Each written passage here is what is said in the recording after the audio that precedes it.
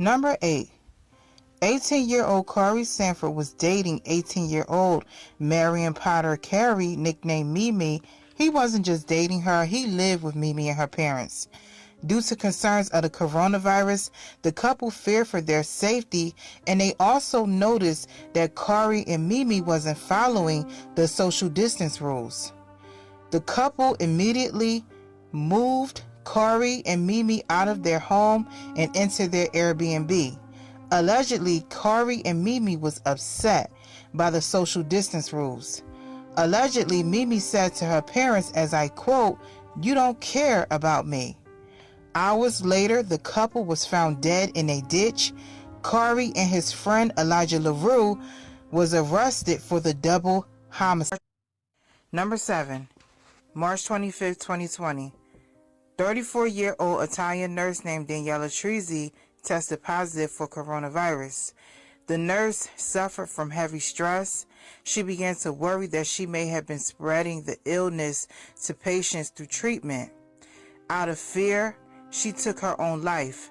Her death is still under investigation. Number 6.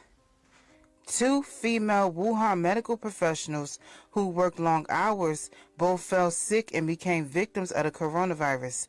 Both women became weak with fever and gasping for breath. Within weeks, they went from being medical professionals to laying in hospital beds, fighting for their lives, but unfortunately, one woman died while the other woman made a full recovery. Meanwhile, 2 male Wuhan medical professionals both fell victim to the coronavirus.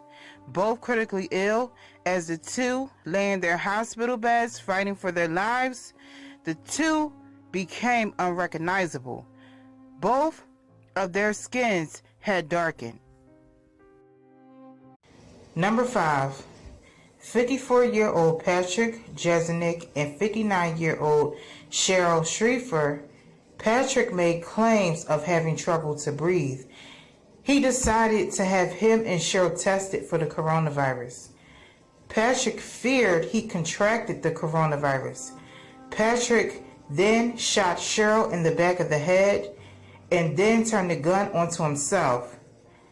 The couple tested negative for the coronavirus. Number 4. A 28-year-old Italian nurse named Antonio Pace and his 27-year-old girlfriend, Dr. Lorena Carranza.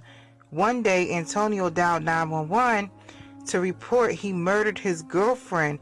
He claims Lorena had infected him with the coronavirus.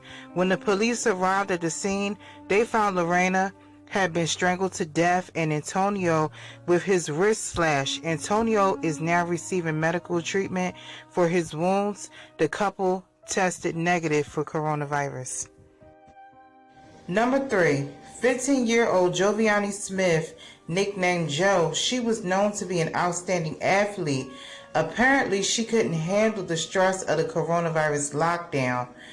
Joe was found hanged to death in her home. Number 2. David and Gretchen Anthony. Weeks after filing for divorce, Gretchen Anthony disappeared. Family and friends claim they received text messages from Gretchen claiming to have been diagnosed with coronavirus. She even went into details about being put on life support. Days later, the police discovered Gretchen's car in an empty parking lot with a purse inside. Gretchen never turned up in any hospitals. David became a suspect.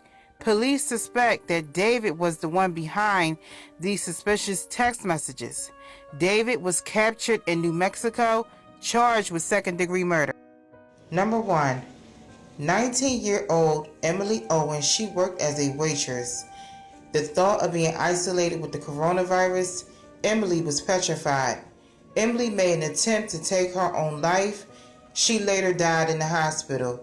Emily registered as an organ donor when she was only 12 years old. Her body parts have been donated to 4 people, including 3 children.